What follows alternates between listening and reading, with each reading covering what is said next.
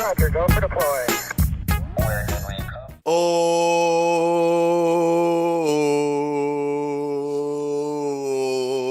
for the longest time, if you say goodbye to me tonight. Ooh, ooh, ooh. Welcome back to Adventure Radio.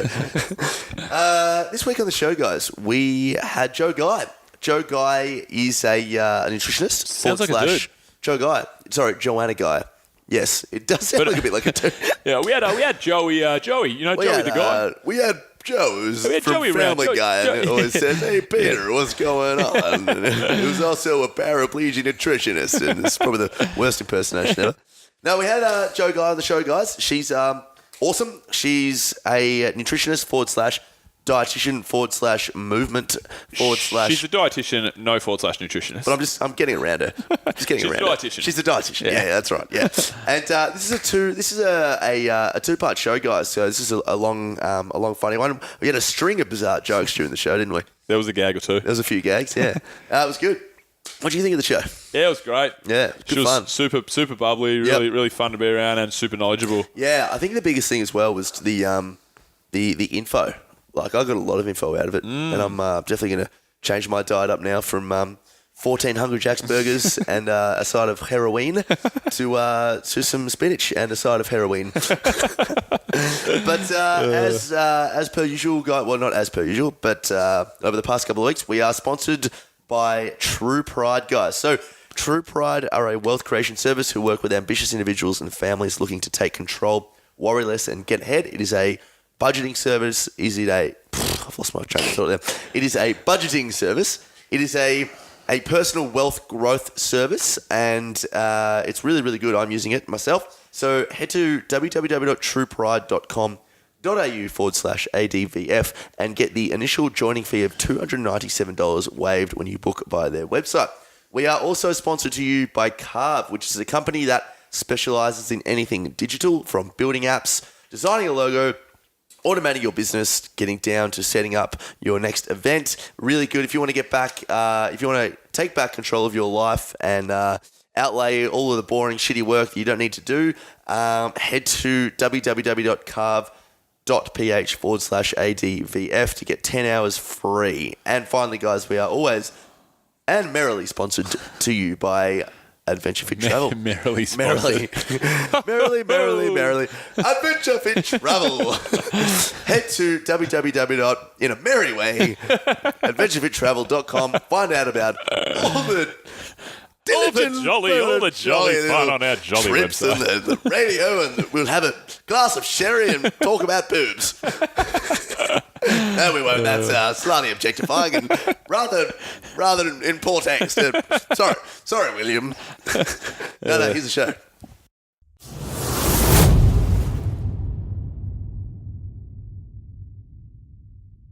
Welcome back to Adventure Radio, guys. We are here with Joe Guy.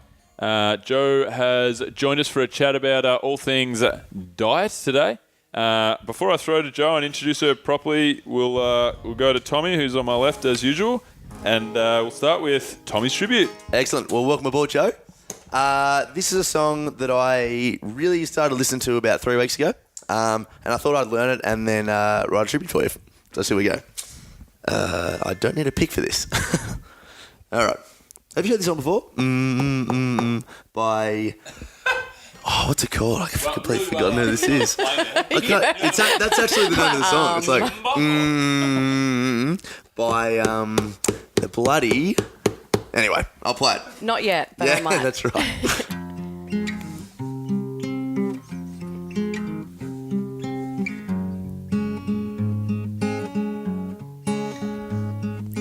Once there was this girl who rode a bike from London to Paris on her own. But when she finally came back, she got herself right into nutrition.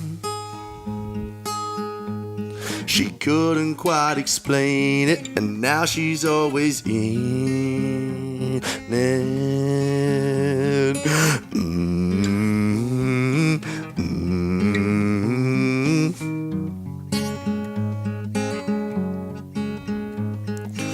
Now she works with people, helping them with weight loss, muscle gain, and life. And she loves to CrossFit, but not really anymore. If it wasn't for a man named Huey, I'd have her as my wife. But let's talk about the mind. Let the show unwind.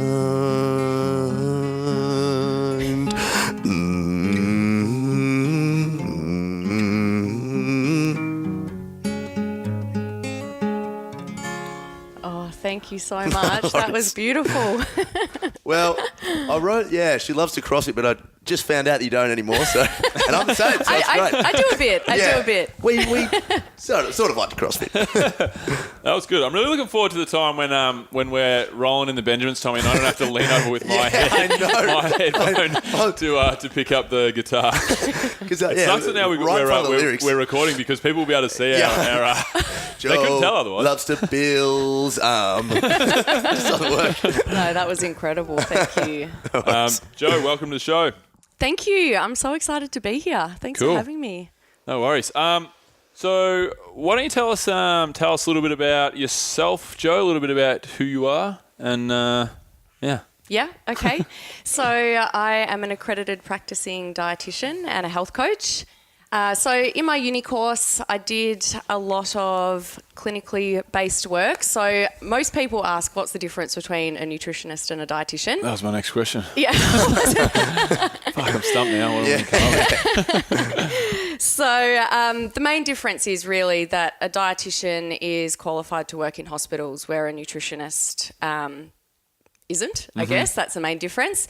So at uni, I did a lot of work in hospitals and absolutely hated it. I mean, they do have a very important place, but I just felt that people are in there, it's the end of the road, like they've had the leg amputated from poorly controlled diabetes, and I was coming in saying, eat your low GI carbohydrates and cut out sugar. And so, I just found it a bit futile. So I decided to go into the preventative side of things and go into more of your education. So I went into workplace health and going into companies and running health and wellbeing programs. Cool.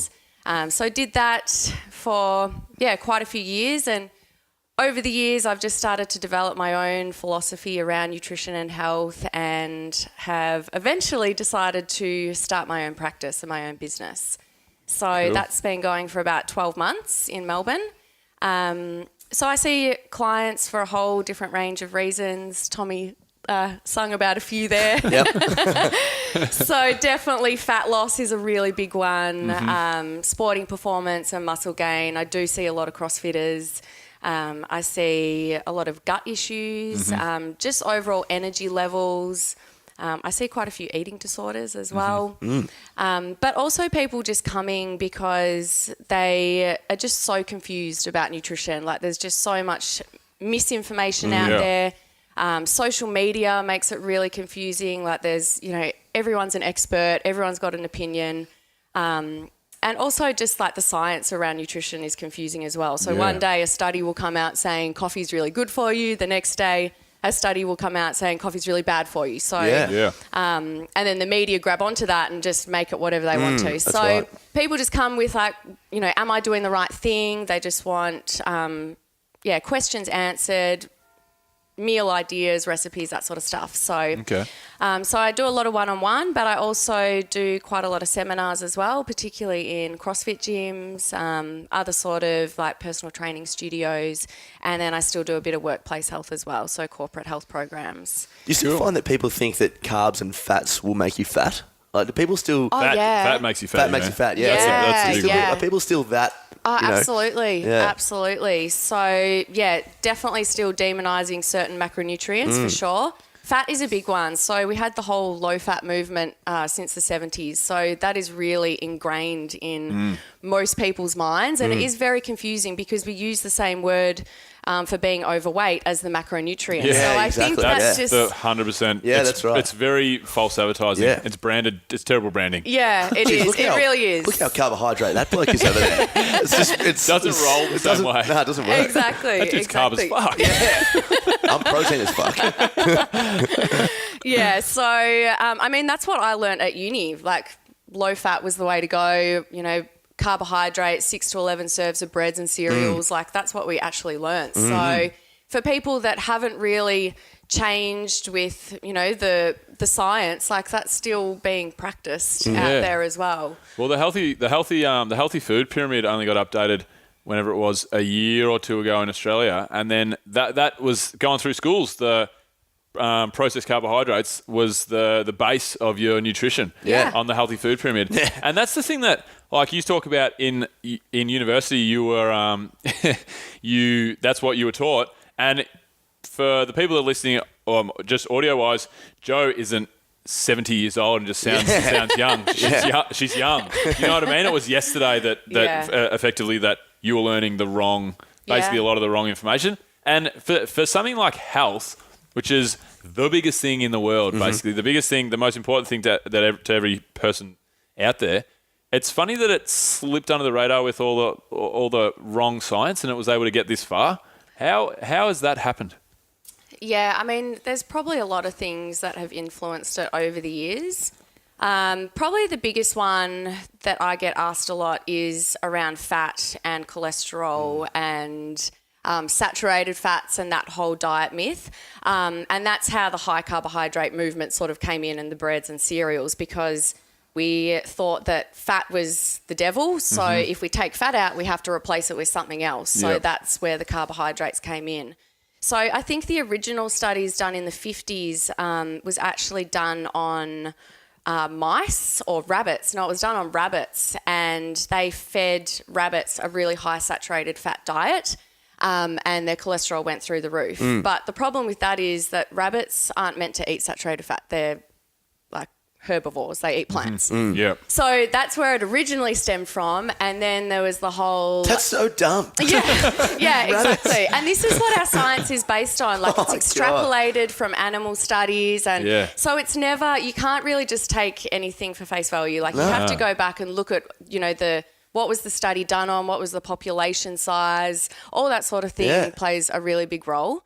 And then I'm sure you've probably heard of the Ankel Keys professor study, where the 7 countries study, where he looked at 7 countries, and the countries with the highest saturated fat had the highest rates of heart disease. There you go. But the problem with that is he actually just cherry-picked his data. So I think there was 25 countries in his study.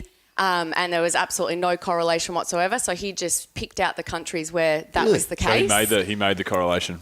Yeah, exactly. And then somehow that got into the whole, you know, government, and it just rolled from there. So yeah, it's funny. It's funny that that's the problem with the studies that you hear is depends who is also funding the studies. Oh, exactly. You know, because 100%. if you get a bunch of data and you spend a lot of money getting all this data in the world, you can really frame it whichever way you like, depending on whose side you're really fighting on. But definitely. So I don't know. Let's say say somebody comes in and wants to see you, and they want to come in for let's touch on the biggest one first, and that is obviously fat loss. Everybody wants to be trim and look good naked, all that stuff. So what do you say to someone who comes in, say they've got a regular diet, they eat reasonably well, but they eat a bit of crappy stuff? Like, there's all these diets out there. So whether it's a low carb diet, whether it's total ketogenic diet, whether it's paleo, like what would you say to somebody that wants to come in and wants to trim up and lose fat?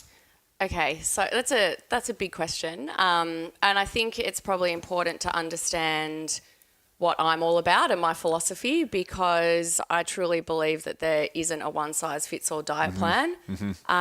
As much as people want that, you know, they like it all boxed up and fits nicely into something like a diet plan, and that's what sells. Like, you know, that's what sells books. And this is the one. Yeah, crack the code. Exactly. And yes, it's worked for that person or the author, and that's great, but it doesn't necessarily mean that that's going to work for everyone. So it really does depend on people's age, their gender, their genetics, their body type, their activity and their goals, their current health status, their psychology around eating and food, their budget, like all these sorts of things come into play. So I take all those things into consideration, and I also take a really holistic approach to my clients as well. So I'm not going to just look at the food that's on someone's plate. Yes, of course, I look at that, but there's a whole lot of other things that can play a big role, particularly in fat loss. So I'll look at things like stress, I'll look at sleep, of course, their activity level. I'll look at if they're happy in their job. So if someone's coming home and polishing off a whole packet of rice crackers and a whole tub of hummus because they've been absolutely miserable. Hummus. Do you like that word? I do like that. That's just a really fun word. Hummus. And the emphasis was so good. It's a really hummus. Sorry, continue. Sorry, Joe. I'll have to say it like that every time now. We have a different meaning for the hummus. Okay, you don't want to know what that is. It's Not right now. No. Not on this train of thought. No. Okay, so yeah, maybe we'll say tzatziki. Well, we have another name for that as well. Okay, avocado dip. But That's good. yeah, so if they're absolutely miserable in their job and they're, stuffing their face with a packet of Tim Tams, whatever it might be, it's obviously not about the food. So if I don't ask these questions, I'll just say stop eating the Tim Tams, and that's obviously not going to work. So definitely taking that holistic approach is really important for me. I'll give you a good example, actually, why that's important in terms of fat loss. So I have a client, he's actually quite young, he's 17, and he's a footballer, so he really wants to get into the AFL. So he's still at school, he's training really hard, but they said you have to drop a bit of body fat. So I think, you'd do a lot better if you're a little bit lighter. So we chatted about everything, about his diet, and, obviously his nutrition is going to be really important, his recovery is going to be super important. So we're talking about that. And then I asked him about his sleep. And it turns out he's only sleeping a few hours a night because he's going to school, going to training, coming home, and then playing Xbox and computer games and stuff online with his friends till like 3 a.m. Right. And then he's getting up, going to school, training really hard. And we know that sleep is so important for your recovery. It's when all your, immune system repairs, and it's obviously very important for fat loss as well. He's probably going to be craving a lot more sugary foods the next day. It messes up your hormones. So that's a really good example of how things can, why I need affect to each take. other. Yeah, exactly. So with the sleep one, for example, because me and Tommy were talking about how much bro science comes out of our mouths. So I'm not going to try and Terrible amounts. The last show we just released, we talked about global warming, and I famously now talked about how I believe that global warming is the world will get so hot that we'll end up in an ice age. And I know no science behind it, and I think that I may have been wrong, judging by what we've been told from the listeners. Yep. Right, okay. But so tell us the science of sleep and how that can affect you. You just said then that it'll affect your fat loss and it'll stuff up your hormones. Like if you're not getting enough sleep, you're getting 3 hours sleep. What does that actually do to your body, apart from training wise, like for new nutrition? Yeah. So in terms of fat loss and hormones, what actually happens is you get an imbalance of hormones. So you'll get an increase in ghrelin, which is your hunger hormone. So when you wake up, you'll have really high levels of ghrelin. So you're going to feel a lot more hungry than you would if you've had a very restorative sleep. So when you sleep, then you'll get high levels of leptin, which is your satiety hormone. So that's probably the main difference. Then when you're feeling tired and crappy, your energy levels are low, you're going to crave those more sugary carbohydrate type foods, and then that starts you on this blood sugar roller coaster, and then you're kind of just setting yourself up for disaster. So taking out the whole recovery aspect of things, that's probably the main component when we're looking at weight loss. And if somebody also has somebody has kind of personal issues, like you said, they're really stressed at their job, or they're in a bad relationship or something like that, do you refer them on? Like, do you use another allied health professional? Do you say, look, I don't think we're really going to get any progress until you go and see a psychologist and talk through some things, or what do you do in that situation? Yeah, definitely. I do refer to a psychologist. But also sometimes it's just making the person aware of their behaviour. They might not even realise that that's why they're doing it. So I've got one client at the moment, and she's really unhappy in her job, and just as a bit of a reward, she'd drive home, and instead of going home and preparing a healthy dinner, she'd get a burger and chips or something that, that's going to make her feel good. And she didn't even really realise that that's why she was doing it. So She's actually applying for new jobs now, just from me just pointing it out to her, and it's just creating a bit of a shift in their thought patterns. But certainly, if it's out of my scope, I will refer on. So yeah, but I feel like I didn't really answer your question properly before in terms of if someone wants to lose weight. So my only real food principle is to eat real food. So no fads, just eating real whole food as nature intended. So eating the whole egg with the yolk, because I look at the yolk and I see choline, which is super important for metabolism and muscle function, and there's fat-soluble vitamins and all that sort of stuff. So really just if it comes out of the ground, off a tree or from an animal, it's okay to eat. So that's my real number one food principle. And then from there, it just depends on the person. So as I said before, taking into all those factors, really if someone comes to me and they need to lose weight, it will generally be a step-by-step process. So giving someone a diet or a meal plan, count your macros, do this, 40% protein, whatever it might be. It's just really, really difficult for someone that doesn't really know where to begin. So it might be the first thing I'll look at is correcting any sort of micronutrient or any sort of nutrient deficiencies. So generally, if someone's deficient in a certain nutrient, that's making them feel really crappy. They're feeling tired, lethargic, they can't train, they're not burning fat as a fuel, they might not be having a restorative sleep, and it all interplays with each other. So I'll look at correcting any of those deficiencies. Quite often that's a lack of protein, certainly your micronutrients like magnesium, zinc, or it might be essential fatty acids like omega-3. And then it'll just be, okay, so where are we going to start? Let's just start with breakfast. What do you think you can do for breakfast? For a lot of my clients that are really busy, it might be something like a smoothie. Okay, great. So quite a lot of my clients actually go out and buy a NutriBullet or something like that. And then I know that they're getting protein, they're getting good fats. We can add some vegetables in there to start to correct those micronutrient deficiencies.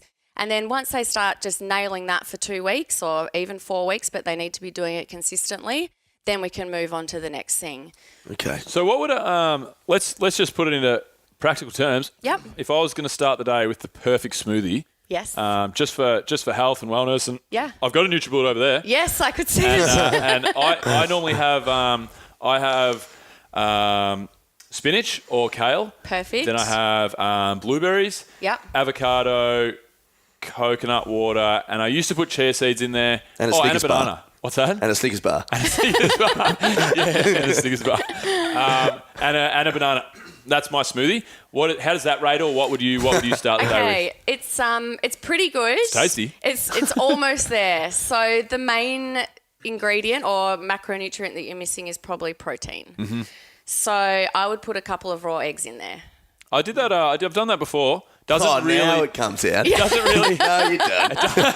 It doesn't really funky up the taste as much as what I thought. It You doesn't. can't really tell too much. It doesn't. So, but that's what you would do. You would get people on. What's your daily smoothie? My smoothie. So I kind of like an avocado chocolate one. Ooh. So I don't have smoothies every me single more. day, but I'll tell you the ingredients in a sec. But the main things that we're looking at when we're building a smoothie is we want protein, we want healthy fats, we want your green leafies, and then some fruit for carbohydrates. And some chocolate. And some chocolate. Yeah, exactly. Cacao. It's like one of the highest antioxidant foods in the planet. There you go. So yours was really good because you had the healthy fats, you got the carbs, you got the greens, but it was just lacking in a little bit of protein. So that's why the raw eggs are good. People generally freak out when I say that, but when they try it, they're like, can't even taste it. A really good quality, clean protein powder can be an option. A hemp protein is generally a really good one. It's the least processed. Blaze that shit up in the morning. Oh, this is pretty good. Yeah, so in my smoothie, I like using avocado as the fats because I don't actually like bananas. So Really? no. My mate Louis is like that. Freaks out. Yeah. He's like gags when he sees banana. Really? Yeah, we travel through Europe with him, so we'd like put bananas in his sleeping bag and stuff like that. That's what my sister and I like a little Really? bit. Yeah, we've both got a bit of a phobia. I think she trained me to have the phobia. My older sister Yeah. just did whatever she did. but still got it. So Phobia of bananas. There must be a thing for that. yeah, Banana phobia. banana phobia, definitely. So I'll have the avocado. I'll put blueberries. I'll put a plant-based chocolate protein in. Sometimes I'll just use cacao and then hemp seeds for the protein. Almond milk. What else? Spinach and coconut. Okay, cool. I've got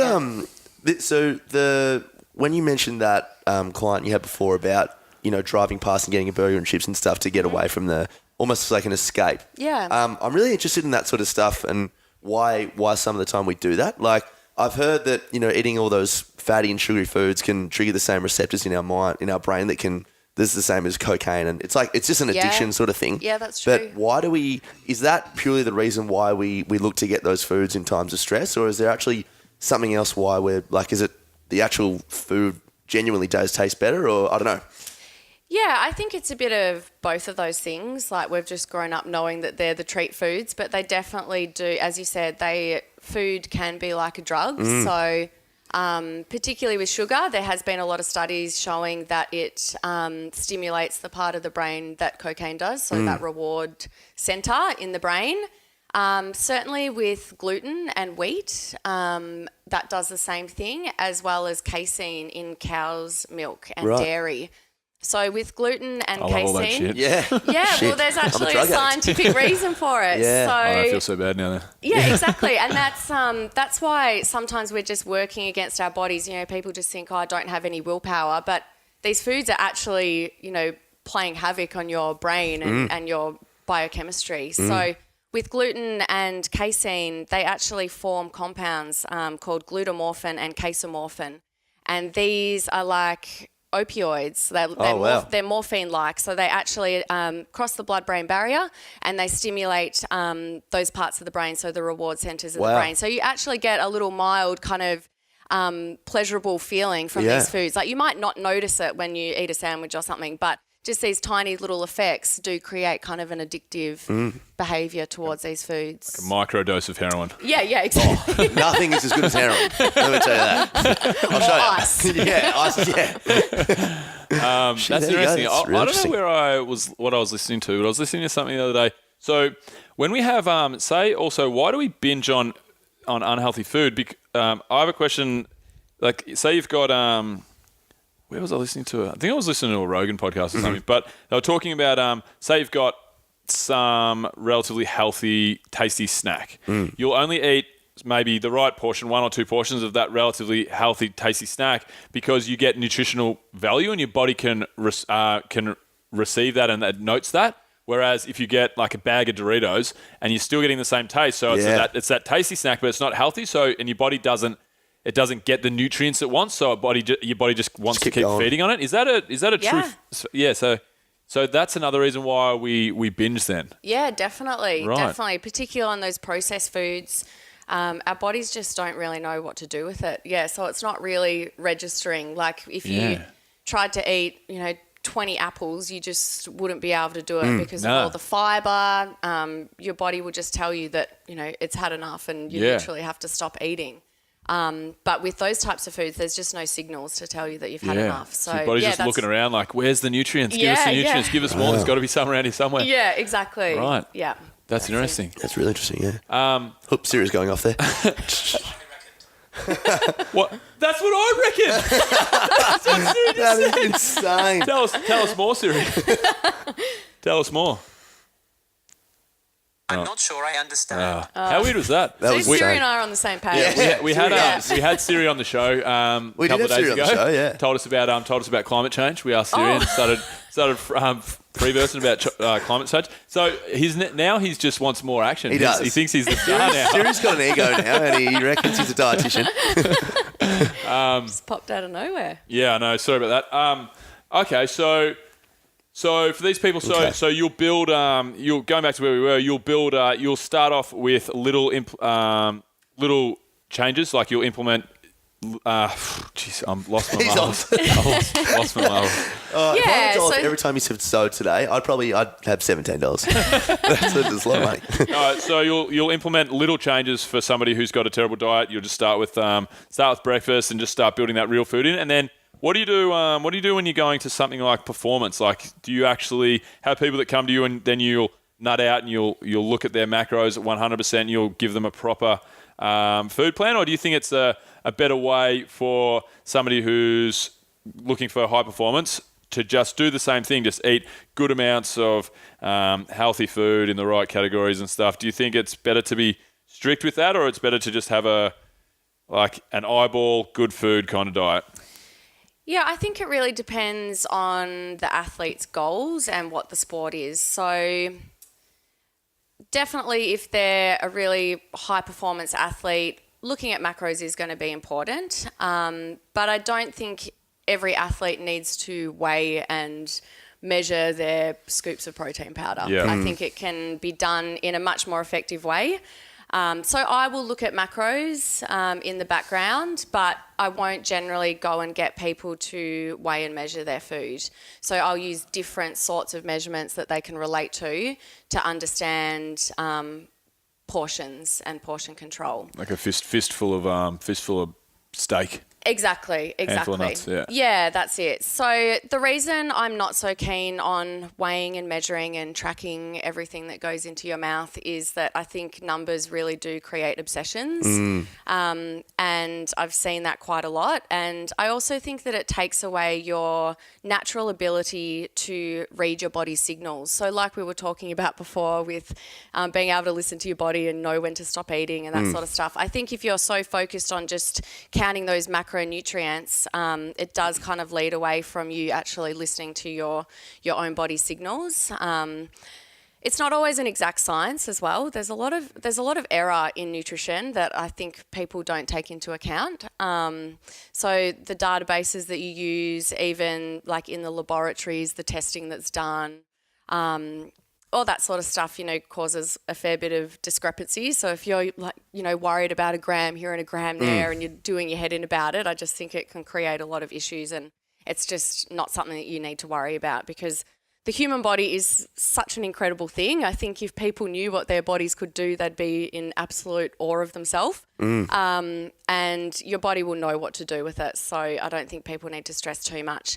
But certainly I will look at macronutrients for more high performance athletes, depending on the sport. But like I said, yeah, so you'll look at a palm size of protein. I'll know that that's roughly between 20 and 30 grams of protein. So how many palm sizes do we need to have at each meal? So I'll just work it out that way. It's also not natural, like counting and all this sort of stuff. I just feel like we had this massive, ridiculous chat on, the evolution of the human body and all this sort of stuff. Yeah. But they weren't counting stuff back then. Like there was just kind of a thing of eat what the earth has when you're hungry, and then don't eat too much because we need to save old mate over here hasn't eaten enough. Yeah. Like, is it really that hard? Exactly. We know exactly what happened back we know. Hundreds of thousands of years ago. Oh, yeah. Yeah. There was no counting. There was definitely no counting. and there was global warming. That's it. Do you reckon? Do people just take it too far? Yeah, I think it can be taken too far. Like, I think it definitely does have a place as well for some people, and it really does work well for some people. But certainly not for everyone. And to be honest, I don't see too many people where we need to go down that path of weighing and measuring and all that sort of stuff. But I think it is. And I do try and teach my clients to listen to their own body. Yep. But every body is different as well. So even like your gut bacteria is going to influence how many calories you extract from food. So different people with a very different gut microbiome will eat the same muffin with the same number of calories.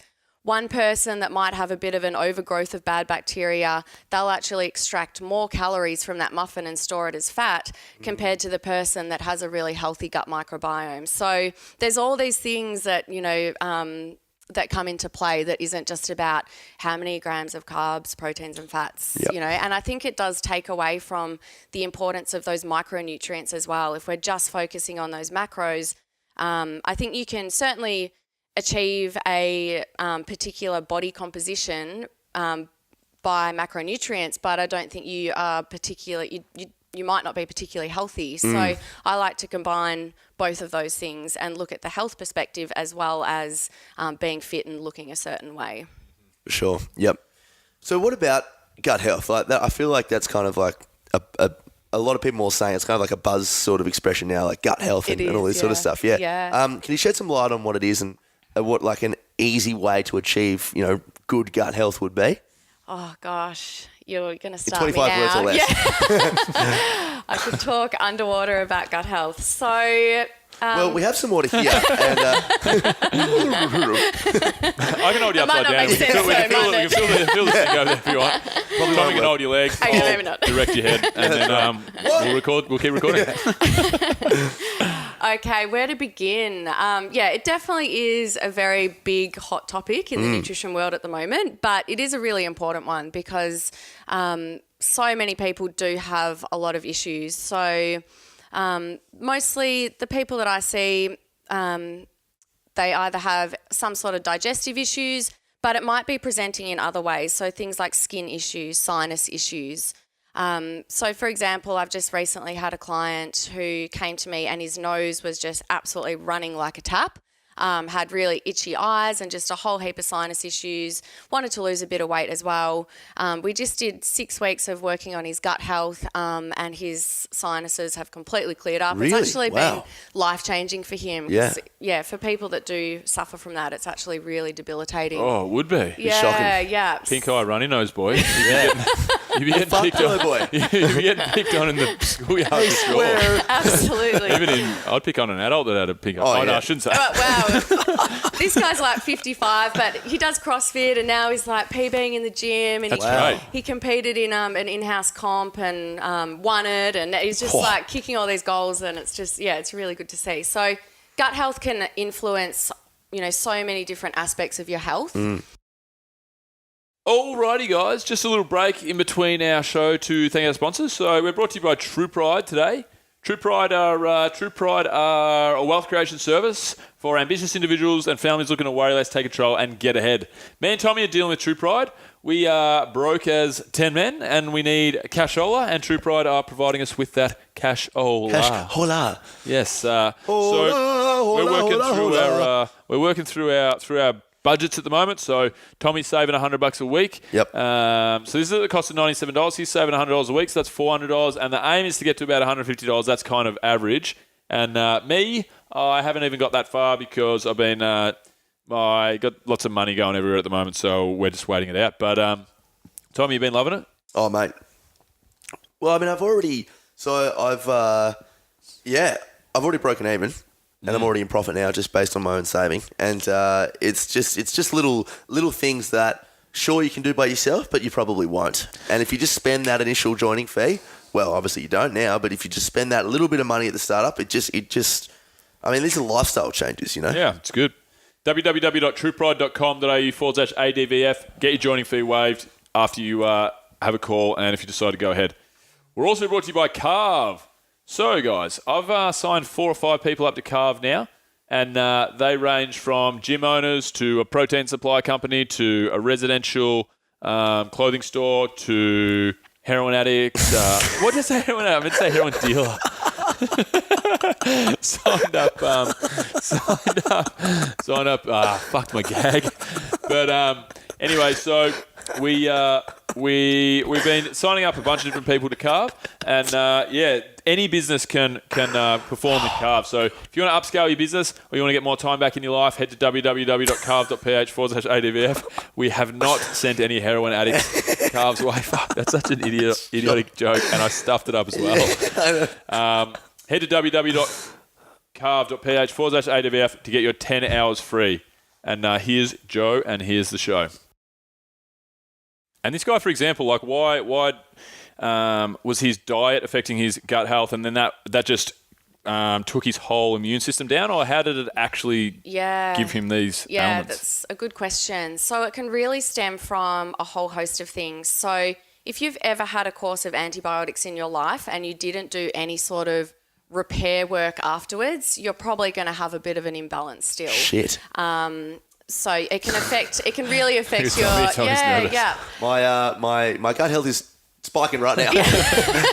Well, that's it. Like, we've all gone through it. We've all probably had numerous courses of antibiotics. So that obviously kills off all the good bacteria as well as the bad guys. So that causes some imbalances. Obviously, poor food choices, so things like refined sugar. Gluten actually directly affects the gut barrier and leads to something called leaky gut, which I can talk about in a little bit. What else? Any of like your inflammatory foods, like your refined seed oils, like all your omega-6 seed oils are damaging to the gut. Right. Any sort of medications, particularly things like the pill for females. Stress is a big one. So cortisol really affects the gut and bacteria. So there's really, there's so many different things that can affect your gut health. I'll give you an example of myself. So just to make it a bit relevant, I actually had You don't have leaky butt syndrome right now, do you? Leaky butt. Because we can get some protective Towels material over on the there. couch if this is what we're going to about to broach. We should have written that in the email. Actually, you do have a leaky butt. Just make sure that all that guys should know that in the future. Sorry, dude. I just sit on the floorboards, maybe. Sorry. Get off the nice couch. Yeah, that's right. That's gold. Leaky butt syndrome. That can't be a thing, surely. Shit. I'm crying. I'm probably going to say that next time when I'm explaining it to a client. Oh, I think you've got mate. leaky butt. Leaky gut. I'm sorry. Oh, shit. Very good. Oh, gosh. Okay. Where was I? I'll call it gastrointestinal permeability. So. Sounds a little bit. That's nowhere near as funny. Yeah. The gag stop right there. We'll get serious again. So, so a few years ago, I had my appendix out. So with any sort of gut surgery, that can cause a lot of imbalances because obviously they're fiddling around down there. There's disinfectant. You have a whole host of antibiotics. So any sort of gut surgery can really affect gut health. But then also, funnily enough, the appendix does actually have a point to be in the human body. So it's like a little house of good bacteria. So it's a little sack of good bacteria. And if you get an upset stomach or you're traveling or you eat something a bit dodgy, you might get an upset tummy. It actually then floods your gut with all these good bacteria that's housed in the appendix. So without an appendix, I don't have that anymore. So I became very susceptible to getting a lot of gut infections, got things like Giardia and all these terrible parasites. And so that's what stemmed. The surgery is what influenced my gut health. So there's, a lot of different causes that can lead to poor gut health. But I actually went down a path of I didn't take antibiotics to get rid of any of the parasites. I went down a natural route, did a lot of gut repair. I actually became lactose intolerant. Most people become lactose intolerant after having Giardia, a parasite. But from all the gut healing work I did so much research and so much self-experimentation and eventually I've healed up my gut that I can pretty much eat anything now with no issues. Really? Wow, I that's don't eat amazing. a lot of dairy still, but I can certainly have it in bits and pieces and I don't have any problems. So, wow. And that's the same with food intolerances. So if you heal up the gut effectively, you can actually eliminate a lot of food intolerances. So I'll explain the gut in a very basic way. Yeah, I'm really interested in this. You just have a little bit of an understanding. So if you just imagine the digestive system is like a big long tube that starts at your mouth and ends where you excrete waste. That's the most polite way. The butt? Leaky butt. It's like a tap. Yeah, so it's just The whole mass. Yeah. The tzatziki. This is ridiculous. Yeah, no, sorry. Yeah, so it's just this big long tube and it's, from your mouth to your bottom, and it's a very, very thin layer of cells. So it's just about a single layer thick. And if you think about, it's a bit of a weird way of thinking about it, but if you think about whatever is inside this tube is actually still outside your body. So the gut barrier, which is that single lining of cells, actually decides what enters the body or the bloodstream and what actually just passes out the other end. So when we talk about your gut health, well, there's actually two components. There's that gut barrier, and then there's also... Stop laughing. I'm not laughing. I need to find Joe. a different word for gut, don't I? Right. That's Tommy exactly keeps right. looking away because he's laughing. It's making me laugh. I was trying, actually. I'm sorry. Sorry, Joe. That's all good. Yeah. So when we talk about gut health, there's the gut barrier and then there's your actual bacteria, which is housed in the lower intestine. So when we have leaky gut or intestinal permeability, that's when we have damage to that gut lining. And I tend to explain it to my clients. It's like a fly screen. So in your house. So the fly screen has just tiny little holes that lets through all the good stuff like oxygen, but it keeps out all the mosquitoes and the flies. But if you actually put a hole in that fly screen, those flies and whatever it might be will come into your house and cause havoc inside your house. And that's the same as your gut. So when we have leaky gut or gastrointestinal permeability, we've actually got larger holes in the gut lining, and it means that things can pass through into the bloodstream that shouldn't actually be in there. The immune system is actually just outside the gut lining. So when it detects something that shouldn't be there, it might be an undigested food particle, it might be a bacteria or a toxin. It sets off this systemic immune response. Right. And so inflammatory cytokines are being produced, and then they can go around and cause havoc wherever they want to in the body. So that might be getting into your skin and causing things like eczema. It might be getting into your joints and causing joint pain, into your thyroid, causing metabolism issues. But they can also cross the blood-brain barrier and cause like mood disorders and depression. And that's how gut health is related to mental health as well. So, Wow. So that's It's how it works. far-reaching, isn't it? Yeah, absolutely. Yeah. So that's why we tend to look at the gut for a lot of other issues that don't often seem necessarily directly related to our digestive health. Wow. So what about paleo then? Because paleo is obviously very closely linked to the CrossFit world and all this sort of stuff. It's not so much anymore, but I feel like a couple of years ago, if you were a CrossFitter, you did paleo to some degree. And how do you feel about the Paleolithic diet for the everyday individual? Yeah, I think it's a really good framework because obviously it just cuts out all the processed crap. But again, it is one of those diets that not everyone is going to be suited to it. So certainly for CrossFitters that have really high energy expenditure and they need those carbohydrates, I would say that, some non-gluten grains like brown rice and quinoa, even some oats is going to be absolutely fine. You can always prepare them and soak them and, decrease the phytic acid, which is why they're kind of excluded from the paleo diet. So, I think it is a good framework because it does cut out all those processed foods. But I don't necessarily think it is the diet for all CrossFitters and for everyone. Some people really thrive off having some good quality dairy in their diet. Other people aren't great on it, but again, it's just working with the individual to see what works best for them. Yep, sure thing. I at two different points in my life, talking about dairy, at two different points in my life, have used dairy, milk per se, or milk for example, to put on weight. So I've been told just to drink as much milk as humanly possible. And I'm not in the slightest bit lactose intolerant because I can drink milk. Like I was drinking 3 litres a day, just comfortably, just chugging it down. Chugging it down. Yeah. And Straight in the butt.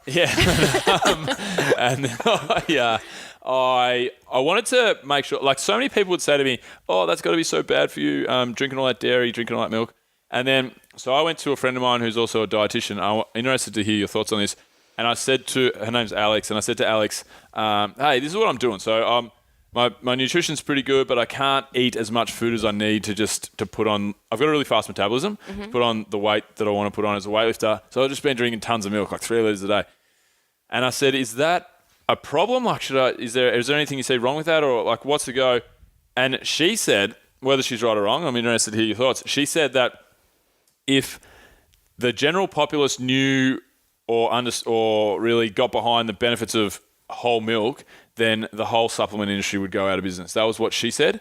What do you think about like milk in general and using milk for that means to try and bulk up or put on weight, or is it? Yeah. I think you did the right thing, definitely. Yeah, cool. Yep.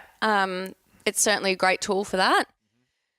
I think it does come down to the quality as well. There's such a huge spectrum when it comes to dairy. So you've got your pasteurized, homogenized milk that's come from, animals that have been feeding on grain. And so the quality of that milk is going to be very different to an unhomogenized milk that comes from grass-fed animals. So I think quality does play a really big role when it comes to dairy.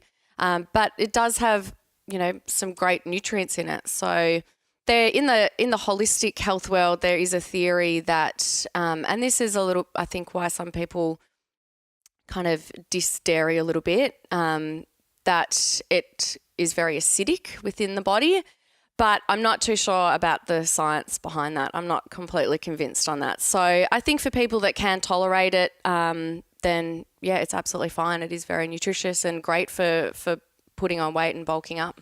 Yeah, well, I just found that for me, I had a really fast metabolism, and I was competing as a weightlifter at 80 in the 85 kilogram category, but I was weighing about 82, 83, and then just eating like a good amount of food, living a regular life. I couldn't really put on any more weight. Yeah. But I needed to be about 87. So, for me, it was spend a shitload more money on food and spend so much more time throughout the day to actually get that food in. Yeah. Because it was I was eating big meals and lots of snacks and stuff. So milk for me was like I'd have like a massive glass or a glass and a half with lunch and then dinner and the same thing and just pump it in.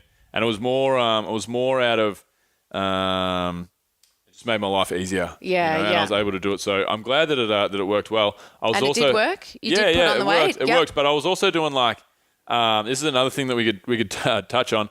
So I was training. My weightlifting coach is really old school, and he knows he's a smart guy, but he says to everyone, "I know nothing about anything apart from weightlifting." Yeah. But if you ask me for advice, I'll give you some advice in some certain areas, and sometimes I won't. But I asked him about like what I should be eating, and he said that he wanted me to go on a dirty bulk diet. So what I was doing, I would have real sugary. I'd have like a Big M and like some sort of bakery good because that's like what I get into, like a donut or a muffin on the way home from training every day on the way home from training. Yeah. And then at night, I would make sure I had a smoothie that was milk, ice cream, banana, avocado, and whatever other sugary, crappy stuff that I could get in there to get as much calories in before I slept. Mm-hmm. Because I really, with my metabolism, it is really, even with all the milk, it was quite hard to put on weight. Yeah. So it worked. I got to 87, 88 kilograms in the blink of an eye, kind of. But like I said, I was doing a lot of dirty bulking as well. So what would you say to someone who, like me, needed to get into a higher weight category, basically, but to do it, because I know that what I was doing wasn't particularly healthy. Yeah. But it was achievable. I didn't have time to eat 7 meals a day. Like, what would you do to someone who has a fast metabolism who needs to bulk? There's a lot of guys out there that are, always in the gym trying to get big and strong and just look bigger. Mm-hmm. What do you do for people like that? Yeah, I mean, I've never recommended a dirty bulk before. I guess. Kind of goes against the whole. Yeah. It definitely gets you to where you want to go. But going back to my philosophy, I guess I want to help people achieve their goals, but, also do it in a healthy way. Yeah. So, change your lifestyle as well. Yeah. Because I look at that and I sort of see, well, yes, you're definitely going to put on weight and you've got to your goal. You certainly wouldn't want to do it long term because they're very highly inflammatory foods. So in the long term, it's going to affect your recovery as well. It's going to affect your gut health. It's going to affect all those sorts of things. So I'd look at just increasing carbohydrates, trying to use more of your whole food carbohydrates, but obviously they're a lot more bulky, so you're not going to be able to increase them too much because they're quite filling if they've got fibre in them. So then looking at things like fats, because fats are so energy dense, they're so very high in calories, but they don't take up much volume. So adding a lot of things like coconut oil into your smoothies, like going probably more so that path. But certainly dairy as well is going to be a good one.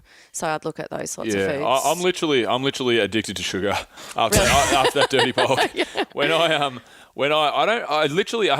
moved into this house 2.5 years ago, I remember getting a Turkish Delight from the 7-Eleven downstairs, and I ate it, and I was like, because I don't know why, I just felt like a Turkish Delight. But I ate it, and I was like, not because of the taste of the Turkish Delight. Shit. It's too No, sweet. but the sweetness and the sugar, I was like, oh my God. I hadn't had really sugary, like anything like that in probably 2 or 3 years. I was really, really just, you know, when you phase out that type of food, you don't get that craving for it, you know? And then I had that Turkish Delight. I'm like, oh, this is disgusting. And then I started having a little bit more snacky stuff. And then I went on Dirty Bulk, and now I have a donut every lunchtime. Yeah. Well, do you know what's interesting? Do you remember Ben Templeton? Ben Templeton, who maybe listened to the show, who did the slam down, the weightlifting. Yeah.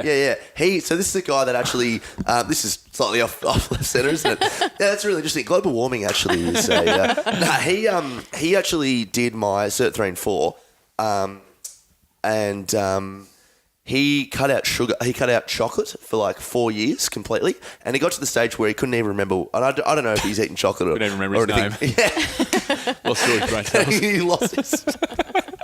Moving on. But yeah, he completely cut out chocolate, and then he got to the stage where he couldn't even remember what it tasted like. And so clearly, I've got nothing to add. Good story. Okay. There could be a reason why that's happening to you though, because again, getting back to the whole gut health thing, it does have a big influence on our bodies, but you might have just changed the balance of bacteria in your gut because the bad bacteria feed off sugar. So if you're feeding your body a lot of sugar, you're feeding all those bad guys, that could create a bit of a dysbiosis or an imbalance. And what that actually... Dysbiosis, yeah. Fuck, so that's... sounds, am I going to do it? So that's just... Oh my God. That's just an imbalance of your good and bad bacteria. And so that bad bacteria actually sends out signals saying, you know, give me sugar. So that's probably why you're craving it now and you need the donut. literally crave it. Yeah. Really? 100%. Yeah, 100%. Sugar, like what sort of what do you eat today? So when you're talking about like you walk in use 7-Eleven as an example, I'll walk straight past the candy bars, don't eat candy at all. Sugary stuff like sour worms or that crap, I don't eat any of that. Yep. I don't like ice cream. I go straight for like I get a muffin or a donut. I get like bakery goods. I don't know why. It's just my go-to custard donut or a raspberry and white chocolate donut, and but I have it with a nice big glass of milk too. It actually makes me. That's pretty good. It actually makes Joe's with me, mate. Did you hear that? Oh, well, You're calling our guest a bin now. Indirectly, I'm calling you both a bin. Yeah. So it just became. It started with Big M's after training, and then it just got to the point where I haven't been training that much, but I still eat bakery foods, probably once a day. Do you reckon that could be a habitual thing though as well? Yeah, just literally definitely. the fact he's just in the habit of just eating shitty food. Yeah, and the body's like, oh yeah. Yeah, absolutely. Yeah. Anyway, I'm not too stressed about it. You should be. You've got cancer. You got dis by leaky butt. Sorry to say that, mate, but yeah. Oh fuck. Yeah. All right. Cool. So what about people with eating disorders that come in and see you? So I don't understand. Do you? Is it in your realm to deal with somebody with a like that purges or that has bulimia or anorexia, or do you have to refer those guys on, or do you deal with much of that? It's more of a team effort. So with all my eating disorder clients, I don't have any bulimic sort of clients. What's the difference between bulimic and anorexia? Bulimic makes themselves, this vomit. is in layman's terms, make themselves vomit, and then anorexia, I believe, they choose not to eat. Yeah, exactly. So anorexia is just very restrictive eating. Yeah. Whereas bulimic, they will purge after eating. Yeah. So I'll work with a psychologist and also their GP as well. Yeah. So they're getting all the behavioural, coaching from their psychologist. Okay. And then they'll come to me just for some more structure. They generally come If they're younger, they come with their parents. So, there's a bit of guidance there, but it'll just be working out, what can we start adding in just, bit by bit, just giving them a bit more structure to their diet and talking about how food is affecting their body and just trying to get them to understand that, eating fat isn't going to make you fat and that your cells need these nutrients. And one of my clients she's on the border of an eating disorder, but she's stunning. She's getting into modelling and just talked about how fats, every single one of your cells in your body is made up of a double layer of fat. So if you're not eating enough fat, the health of your cells is going to suffer, and that is, on the outside is a reflection of things like your hair and your skin and your nails. And if you're not getting that in your diet, those sorts of things are really going to suffer. So, just trying to educate them in those ways. One sentence should be taught in school. Oh, for sure. Yeah. You know what I mean? It's just... Because it's an anxiety thing, though. Like What's that? It's an anxiety. Like, you can get anxiety over anything, and like the underlying issue here is just anxiety. It's like what if I do? Yeah, it's like, well, what if you do? Yeah, it doesn't really matter. Exactly. Let's just try it and see what happens. And that would be tough. So they get referred to you after they've already been to their doctor, do they? Yeah. Okay. Yeah, I generally get referred clients from psychologists. Does anyone come to you initially, and you may think that they could be on the border, like they are showing some signs and symptoms of an anxiety illness? Or? Not yet. I haven't had someone come to me first. I've generally been referred clients. So I haven't had to, seek out a psychologist for someone that I'm a bit worried about. Generally, they've been coming to me, but I'm sure it'll happen. That will happen one day, Yep, for sure. Yeah, but I think people are drawn to you because... When I first started out and I became very interested in nutrition, it was probably in about year 11. I wanted to do everything like absolutely perfectly, and at that time it was the whole low-fat movement, and I was so strict. I ate 3, perfect meals at the time, but I didn't really snack, and I ate 0 fat, and I was probably what you'd call orthorexic. That's not a term that was around then, but it is now, and it just means almost like a fixation or an obsession with healthy eating. So I was kind of like, very, very strict, and it was only when I went to university and learnt about biochemistry and how the body worked and anatomy that I kind of understood that, it's okay to have other sorts of foods. Your body knows how to deal with it, and that kind of gave me a lot more balance. But I almost think because I have an understanding of these girls, that's kind of why they're coming to me now. Yeah. I can relate to them a little bit better on a personal level. You can empathise and all that sort of stuff. I think that's so important as well. This is another tangent, but like as a coach, I'd often like to try, well, have a look at me. I'm not trying to say that, but like I think it's good to, if someone can't brace their back and is getting back pain and all this sort of stuff, it's good to sort of put yourself through that as well, because you understand it's like, hey, this actually worked for me. Give this a go. Yeah, definitely. As opposed to just, in chapter 4 it says big breath in. Fuck, it didn't work. That's exactly right. Yeah. So what about like mindset? Let's take a turn away from nutrition for a second. Mm-hmm. What's some stuff that you do to keep yourself? Yeah, like I remember speaking to you, and we spoke about meditation and all that sort of stuff. Yeah. What's some sort of meditative practices that you do? I love that. So I think and we were just talking about this before, I think having a morning routine is really, really important just to start your day off right. It's just that bit of peace in your day before the day starts to get manic. So generally my morning routine now would be take the dog for a walk. It used to be going out into the garage and doing some sort of movement like hanging and bits and pieces, some handstand stuff. But now it's just get the dog out of the house before he tears it apart. But then I will come home and I'll do 15 to 20 minutes of meditation. So I generally recommend the Headspace app for most of my clients, or the ones that need it, because that's just a really nice, easy one. You've heard of Headspace? Yeah. So, the Take 10 program, it's just 10 minutes for 10 days. That's all you have to do, see how you feel. So that's generally the one I recommend. At the moment, I just do the One Giant Mind app, and it's just music. So I just One Giant Mind. One Giant Mind. Right. Yeah. So what does that do? So they have, I can't remember. I think they have 12 days as an intro one, and then you do a 30-day program. And then you just do whatever after that. So it's pretty similar to the Headspace app. It's more of a mantra. So where Headspace talks you through, you know, what to visualize and what to focus on.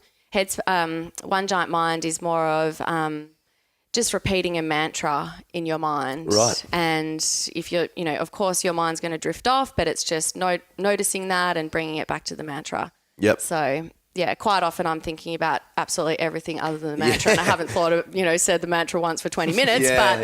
You know, so, yeah. Okay. Yeah. So it's guided?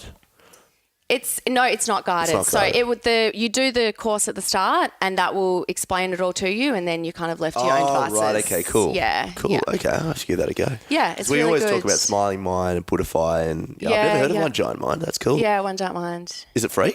Yeah. Okay, I'm going to get on it now. Yeah, I Big one know. for It's Tommy got to as be free. It's got to be free, I cannot pay that $1. No way. Well, I mean, I can, but I've got to save up. Yeah. Hey, Tommy, have you got goods about the science Yes, I today? do have some GBS. So Joe, are you aware of Good About the Science, the way it works?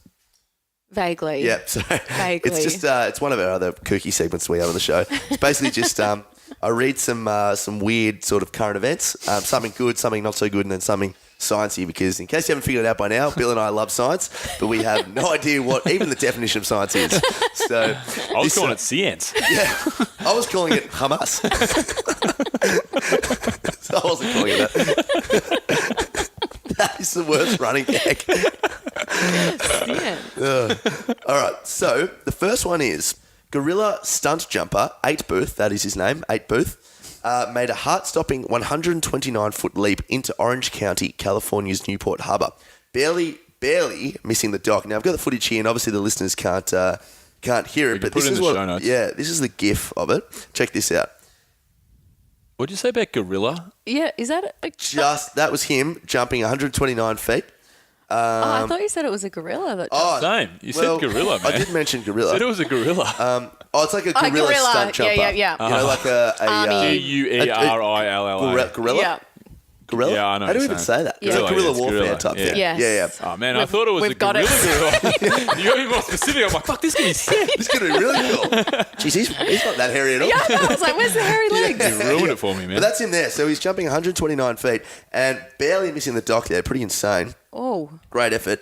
Now, he attached a GoPro to his hand and mouth so we could all have the right footage. My question to you guys, what is the most daring thing you have done, if you've done something that's super daring?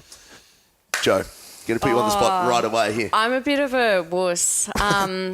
Like I've always said, I want to go skydiving, but I don't really. Like I never want to. It is fun. It's actually not that scary. I reckon It's it was not that really scary. good. Well, you thought it was way worse than bungee jumping, didn't you? No, before I did it, I was more scared of it than bungee jumping. But as soon as I jumped, I was like, ooh, and you flatten out, I was like, oh, this is cruisy. Yeah, it's good. Yeah. It's really good. Whereas bungee jumping, I was like, oh my fucking God, this fucking sucks. Nah, I could not do that. But I'm just trying to think. Probably, I went canyoning in Queenstown and I found that pretty scary, like jumping off really high rocks into little pools and sliding down stuff. And it was freezing cold. So, yeah, that's the first thing that comes to mind. I couldn't. My sister went. I don't think she went canyoning, but she went cave diving, and like just the idea of going in little nooks and crannies when there's water and stuff. Claustrophobic. Not Yeah, good the for claustrophobia. Not good for that claustrophobia. freaks me out. I hate it. It was But I'll pretty do it. hectic. I'll just I hate did it it. in New Zealand. It was good. Yeah. Is it actually? couldn't do that. Do you get pretty close confined spaces? Yeah, from time to time you can. It's in Waitomo Caves, a famous cave system in Waitomo in New Zealand, in the North Island. And what we did, we abseiled down like 30 metres through this little tiny. That was like a tight squeeze. So if you're claustrophobic, but it was only like a tight squeeze for about a metre or two. And then you're in the darkness, and you're like, fucking hell, and you go all the way down. You get to the bottom, then you hook on, and you flying fox through the cave system for like 100 foot. And then you get off there, you cliff jump into the water, into the river. Then you go river rafting, blackwater rafting. Yep. With glowworms and stuff all around you. So sick. Wow. And then you have to, there's so much stuff you have to do. We had to climb up waterfalls, up cave waterfalls. Yeah. To get out of there, I was like, they were like, you got to put your hand there, and then your hand there, and your leg there. It's really hard. Yeah, yeah. And it was fun. It was crazy. It was pretty good fun. But yeah. Anyway, that's cool. caving. That's but caving. Fair yeah. enough. But Alrighty. just going to talk about my most daring. Go on, tell us. No, go on. No, now I want to know about your most daring. I was just going to say I jumped off the Sereno car ferry once. What? Jumped off the car ferry. That wasn't probably my most daring, but it was pretty That's daring. pretty cool. That's pretty insane. Yeah. I shot a guy once. Whoa, okay. We'll move on. Yeah, it was funny. It was. It's like a 4-story car ferry. Were you, Oh my are you, God. were you okay? Yeah, we Did you did it live? deliberately. No, it was like a thing. Like every summer, a few guys would jump off the car ferry, and I was like 15. Me and my mates were like, "Oh, we'll do this. We'll be good." And then we actually bought tickets to Queenscliff. No, we had to buy tickets to Queenscliff to get on the ferry, but we bought return tickets because we were like, "What happens if we shit ourselves, boys? It's cheap to get return. Let's just buy return." And then we got on there with no shoes on. They're like, "Oh," and then we got up there up the top, and then jumped off. It was funny. It was me. I didn't really. I was a little nervous, but I got up there and Just did it. I was like, "Yeah, I'll do it." And it was me, Will Truscott, and Will was like, "Oh," I was like, "Yeah, I reckon I can do this." Will was like, "Oh, fuck, this is pretty fucking high." And our other mate, Gangers, his name was Ganglang. That was his nickname. Gangling? Yeah. Who's no longer with us because he jumped off the bloody But he 10 was metre. like, "No, there's no way. There's no way I'm doing it. There's no way." I'm like, "Oh shit!" So I jumped, got really excited, and then Will was like, "Yeah, I'm going too." And Gangers didn't want to do it. He's like, "Nah, I'm not going." And then we all coaxed him, and he jumped off. But that was probably peer pressure. One of the He's more, one of their best friends. One of the more daring things. Yeah, Anyway, yeah. What else you got? All right, so the bad. So authorities in the United Kingdom, UK, have released several photos of a man they are seeking in connection with the theft of a Venetian blind. And while we can't say for certain what happened here, it does seem like the guy is hiding something. So there's a photo basically of a guy in an elevator, and he's got this big jacket on, and there's just a big Venetian blind in the jacket. Pretty bizarre stuff, but if you need a Venetian blind, you need a Venetian blind. The item was stolen from the Denell Mill store in Northampton sometime between 2 p.m. and 2:25 p.m. on Sunday, October 16th, according to authorities. Police say a man entered the store and allegedly concealed a Venetian blind down one trouser leg and up the back of his jacket. So my question to you guys is, what is the weirdest thing you have ever tried to steal, if you have, in fact, stolen anything? Oh, gosh. Now, we're under oath.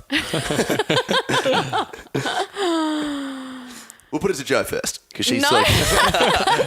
Well, Bill, I'll go one while you think. if you Okay, like. yeah. I had a little ring going when I was in high school. So it was just a theft ring.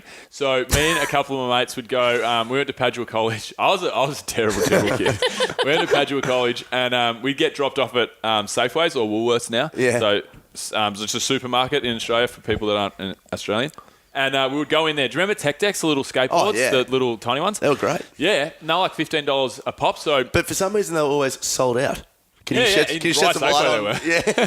But I'd go in there with my school blazer, and it had two big pockets on the inside, and I'd go and I'd fold up it had like the plastic casing, and then they had like the cardboard bit that hangs it on, and I'd fold that up and just put one in each pocket every day, and then I'd go to school the next day. They were $15 in Safeway. I'd sell them for like $8 to $10. I was making like $200 a week. Yeah. It was great. That's so good. That's insane. Any tech text, Joe? I've thought of one thing, and I was pretty young. Yeah. What are those Easter eggs? Is it a Cadbury cream egg? Oh, love a Cadbury And cream egg. Yeah, so I was, cream egg. I was in the supermarket, and so I wanted to steal it, so I just shoved the whole thing in my mouth. But like unwrapped it and shoved it in, and I had a loose tooth, and so I had this huge Easter egg, and my tooth fell out while I was eating the Easter egg. Instant karma. Awesome. Hey, what happened to the packaging? Oh, that's gold. All right. That's good. You didn't actually leave the store, so I don't know if that's stealing or just eating. Kind of ate in yeah. That's so true. I paid for it on the way out. with the wrap up. I paid for it, but I stole Yeah. it. So the science. 2 faults beneath California are connected in a destructive embrace. Once again revealing how little we know about what lies beneath our feet. A new study in the journal Science Advances has declared that a threatening fault in the San Francisco Bay is connected to another. Unfortunately, this means that the two could rupture simultaneously, creating a more powerful earthquake than many would have anticipated. Now, kind of an ambiguous question, but do you guys have a natural disaster that you would hate to be stuck in the most? Like some people hate. So for me, for example, I would hate to be caught in like a tsunami. Just reckon that would be shit house. But like maybe tornadoes you fancy or an earthquake. What do you reckon? Which one do you hate the most? Oh, well, I reckon tsunami would be pretty bad just because that's what you see in the movies and that just looks terrifying. Yeah. It does. Anything where you're talking about claustrophobia, I'm really claustrophobic. Agreed. So if you got like trapped under something, that would probably be pretty bad. Yep. Would be the best. Yeah. That would probably be. I'd still be thinking about my macros though. Fat, where's the fats? Yeah, that's interesting. Tsunami's pretty bloody scary. Oh yeah. What about a volcano? I've stood on top of a active volcano while it's erupting. Yeah. Wow, that's cool. The best thing I've ever done. While it was erupting. While it's erupting. So the volcano is it's called Mount Tanna in Mount Yasua, sorry, on the island of Tanna in Vanuatu. And I've done some stuff in my travels, like some cool stuff.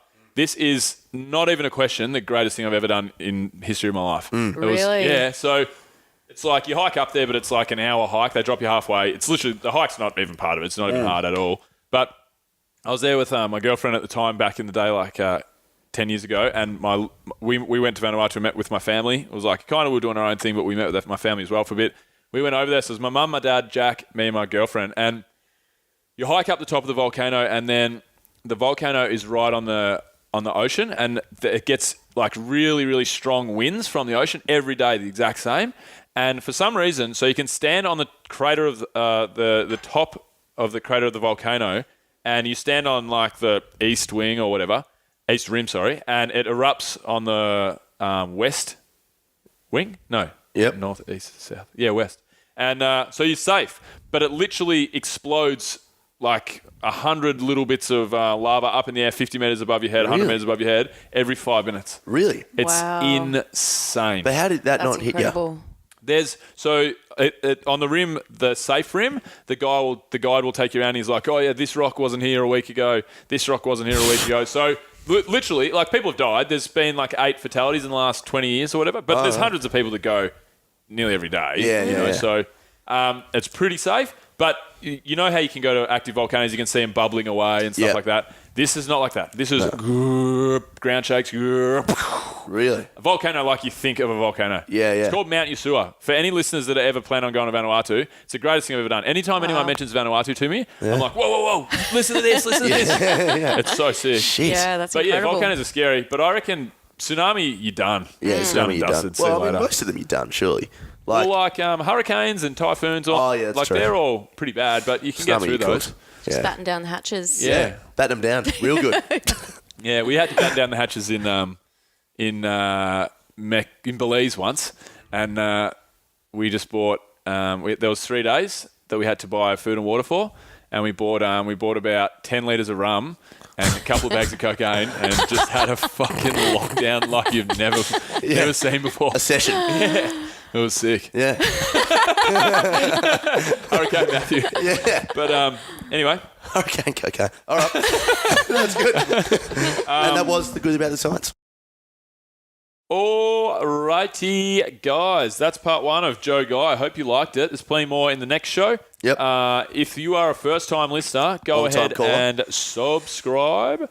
If you are a multiple-time listener, please leave us a rating and review. If you've left us a rating and review, please send us some money to 192A Bank Street, South Melbourne. That is ADVF headquarters. It's on the website. Send us any little bit of help. $2, $5, $1,000.